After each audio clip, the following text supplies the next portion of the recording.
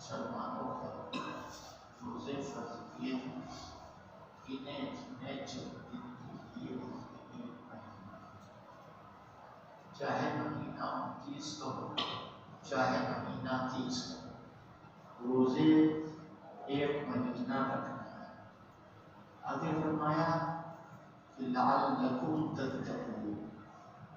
یہ روزے اللہ کے نے اپنے کسی فائدے کے لیے تمہارے اوپر فرض کیے یا تمہاری کسی بیماری جو ظاہری ہے جیسے نزلہ، زکام کی دماغ کی تکلیف، یہ مقصد نہیں ہے اس کا مقصد ہے تمہارے اندر پرہیزگاری پیدا ہو۔ میں صاحب لفظوں میں کہہ رہا ہوں، تقویٰ ترجمہ بہت کچھ ہے، اس کا یہ بھی ترجمہ ہو سکتا ہے حضرت مولانا علی میاں صاحب کی زبان، تاکہ تم اللہ سے شرمانے لگو، ایسا پیارا ترجمہ، تاکہ تم اللہ کا لحاظ کرتے ہیں۔ بس یہ ہے ہر عبادت کی جڑ، صرف روزے کی نہیں، ہر عبادت کی جڑ یہ اللہ کا لحاظ۔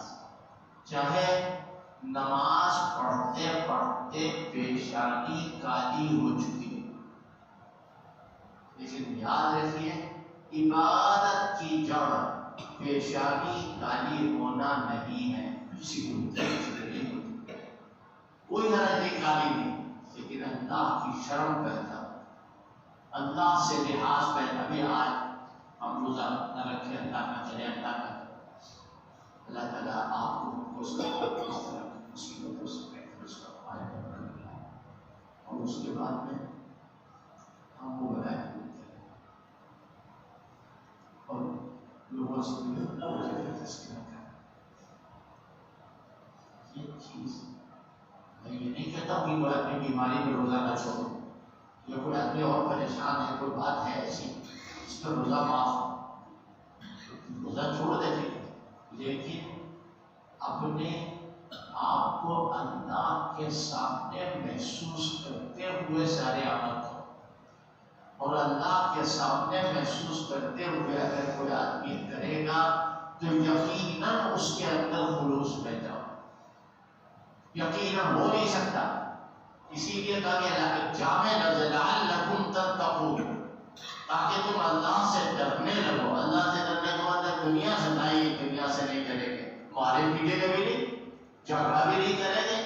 گالیاں بھی نہیں بکیں گے، ہر ایک سے بدگمان بھی نہیں ہوگے، یہ سب کچھ نہیں۔ اللہ کا خوف ہر ایک عبادت کے لیے ضروری ہے۔ اب یہ مغفرت کا رشتہ چل رہا ہے، مغفرت اللہ کے سامنے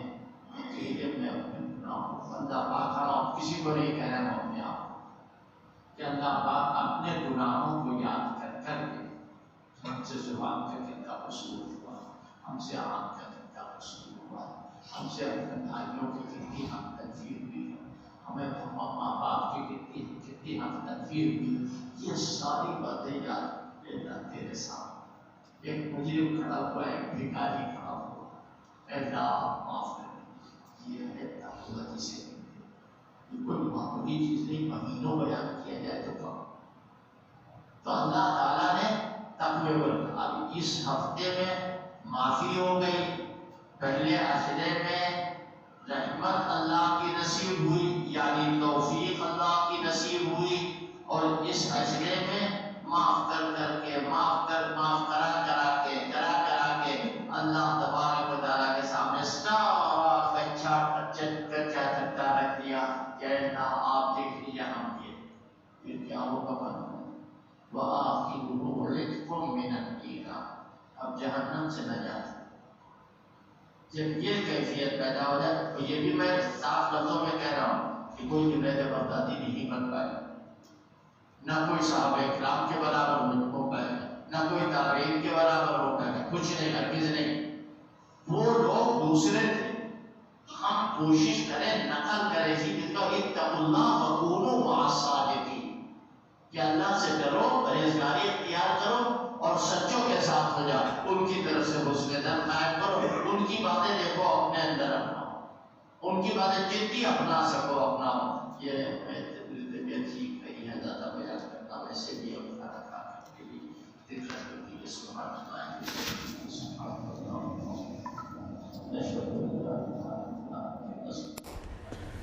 Thanks for watching. Don't forget to like, comment, share and subscribe to Al Wahid channel.